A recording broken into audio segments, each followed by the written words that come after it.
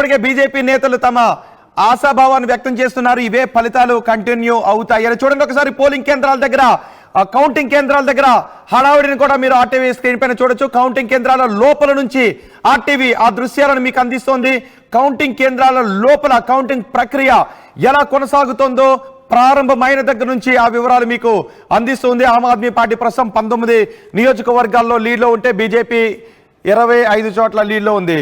Yes, Congress graphical ప్రెజెంటేషన్లో మీకు చూపిస్తాం. Congress auto వేసుకొని మెల్లగా వెళుతోంది. రాహుల్ గాంధీ నాయకత్వం గురించి ఇప్పుడు పెద్ద ఎత్తున దేశవ్యాప్తంగా చర్చ జరిగే అవకాశం ఉంటుంది. బీజేపీ మరో ఆటో వేసుకుని వచ్చింది. 25 స్థానాలతో దూసుకుని వెళ్తుంది. ఉద్యోగస్తుల అభిమానాన్ని చూరగొంటూ ఇటు 19 స్థానాల్లో మాత్రమే లీడ్లో ఉంటూ కేజ్రీవాల్ ఆయన పోటీ చేసిన చోట వెనుకబడి ఉన్నారు. ఒక్క స్థానంలో మాత్రమే ఓపెన్ చేసి కాంగ్రెస్ మెల్లగా వెళుతూ ఉంటే బీజేపీ 25 స్థానాల్లో లీడ్ని కొనసాగిస్తూ చాలా వేగంగా ముందుకు వెళ్తుంది.